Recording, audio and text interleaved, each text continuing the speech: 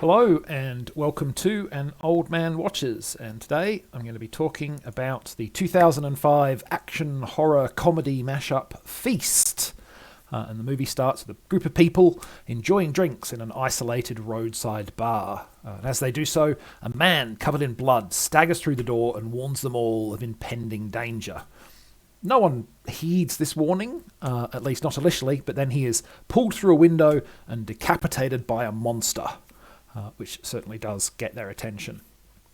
Following this hors d'oeuvre of carnage, the dead man's wife subsequently bursts into the bar and leads the shocked patrons in fortifying the building against further monstrous assaults. They can't rely on outside help, because of course they can't, and they're going to have to band together to have any chance of survival. How this group of strangers adapt to this dangerous situation and how that plays into their individual fates and chances of survival is very much the main course of the film. Yes, there are going to be a number of bad puns about food in this review.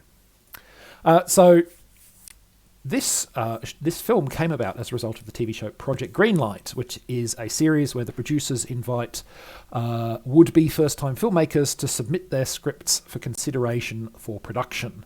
They then choose one of the submitted scripts to actually go ahead and be made. And in season 3, Feast's script was the successful entry. That year's episodes of Project Greenlight covered the selection of the film, its pre-production, filming, and finally its premiere. I suspect that winning that competition meant that Feast had a lot more budget and thus better actors and effects than it would otherwise have been able to hope for. And a script that manages to win funding and production through a show like Project Greenlight, you'd probably expect had to have something going for it. And I do think that Feast does a number of things rather well. But I can't say that I agree with every decision the filmmakers have made. So let's dig in and see what parts of Feast I found good eating and what left a sour taste in my mouth. So, plot-wise, Feast is very much in the model trailblazed by Night of the Living Dead. We have a group of people with varied beliefs and personalities, most of them strangers to one another, who are besieged in an isolated location far from help.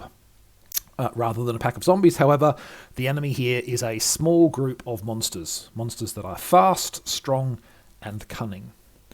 And when Feast plays this scenario straight, which it does for much of its runtime, it's an effective horror film with some well-executed tension and some good action set pieces, which really do create a solid core to the film. I think if you just look at the core of this movie, it's really solid. However, the filmmakers decided to not to just offer up a no-nonsense horror film and introduce some other elements to the film as well.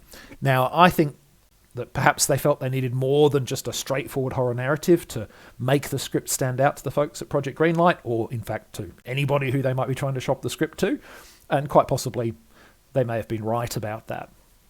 I mean, obviously we can't know for sure, but I think adding these elements probably did contribute to making the film's script more memorable and saleable. Would it have gone ahead without it? Who knows?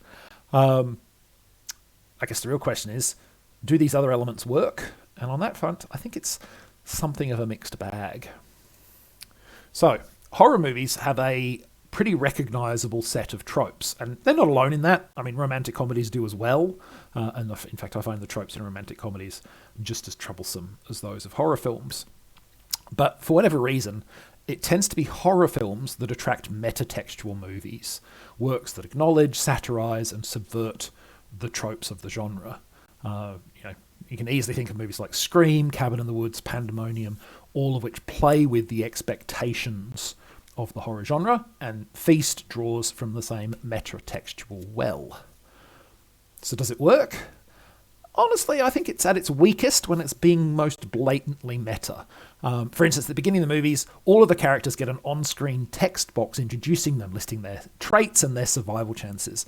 Now, these do allow the filmmakers to introduce characters very quickly, and they're occasionally amusing, but they do really underline that the situation is fictional, and they often come across as trying just a little bit too hard, at least to me. Also, the fact is that much of the information they provide could and often is revealed in a few lines of dialogue. It almost feels like it was added as an afterthought. Some of the other genre-aware elements are more successful, however. The writers are obviously keenly aware of the tropes of horror in general and of the standard plot beats of this scenario in particular, and they play quite successfully with the conscious and unconscious expectations that a horror-savvy audience brings with them. Feast genuinely surprised me in a good way on at least a couple of occasions. In addition to those metatextual games, Feast contains a significant number of sequences and scenes that are intended for comedic effect. Now, I found these attempts at comedy elements to be rather uneven in their success. Much of the stuff with Henry Rollins' character Coach, for instance, is pretty well done and got some wry chuckles from me. It certainly doesn't hurt that Rollins is very good at the kind of material he's being asked to deliver. On the other side, the script seems determined to look for laughs in the concept that the monsters are really oversexed. There are no such laughs to be found, and the results of the efforts to do so range from the merely asinine to, well, I mean, rape is not funny, and the script's attempts to use it for comedy are, in my eyes, the single biggest black mark against the film.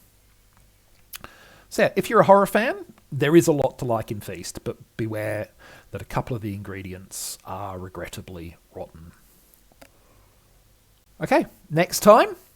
It is October, but like I said in my last video, I'm not going to only do horror films this month. So I'm going to be taking a look at the lurid 1973 science fiction trash, frankly.